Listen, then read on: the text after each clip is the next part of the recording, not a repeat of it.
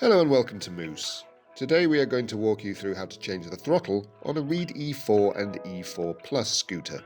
To get started you will need the following tools: a drill or Phillips head screwdriver, a 3mm and 2.5mm Allen key, a pick or a pair of tweezers, cloth or insulation tape. Once you've got everything ready, let's go. Firstly, you'll just have to remove the stem bolts. Keep these safe, you'll need these for later. Carefully take the handlebars and display off the top, disconnecting the green and orange connectors. There it is. There are 6 screws on the bottom of the display. You will need to unscrew these to get to the wiring on the inside. It should come apart on its own once all the screws are removed.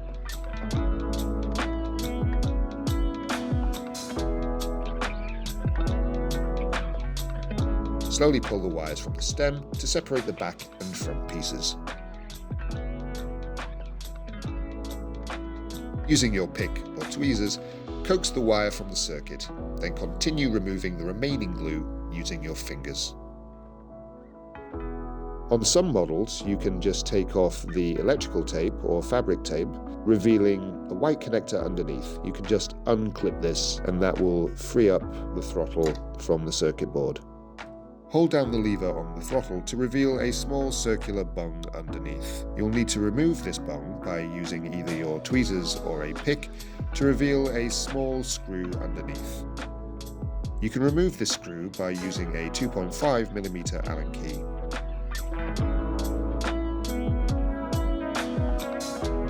As you can see, the throttle is now loose. Remove the right hand side handlebar, turning it clockwise to loosen. Now you can remove the concertinaed wire and pull off the throttle itself, pulling the wire through the handlebar.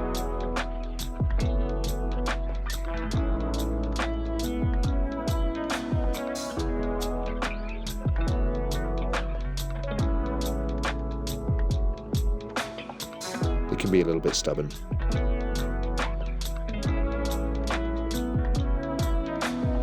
You'll get there in the end.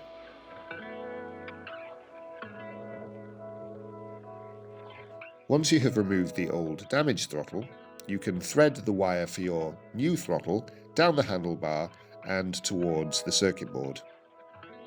Alright, so once you've got your new throttle, you're going to need to tease it through the hole in the handlebar, tease it down the tube towards where the circuit board will be. And you can just pop the loop of the new throttle over the bar like that. Once you have threaded the wire through the handlebar, you can concertina the wire just to fold it up, make it a little bit neater, and hide the majority of the wire inside of the handlebar itself. As you run the cable through the handlebar, you will see that the cable obstructs one of the screw holes. Carefully, with your pick, slide it to one side. This will prevent the screw from piercing the cable when you put the front and the back pieces back together. Now put the throttle back onto the handlebar, aligning the holes and screwing in the small screw using your 2.5mm Allen key. This should make the throttle secure. Push the bung back into place. Good stuff. If it's this particular style of connector you've got, you're going to need to secure that with a bit of hot glue.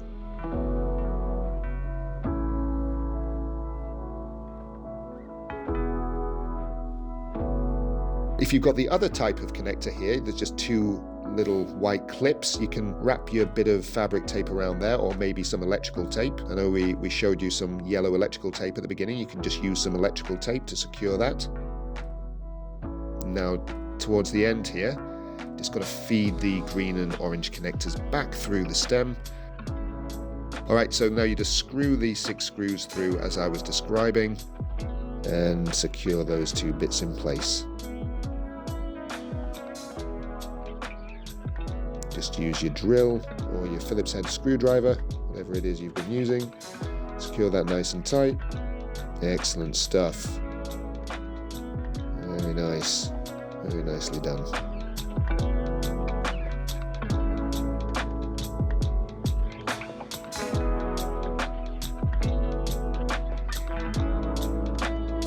And then just pop your handlebar back on.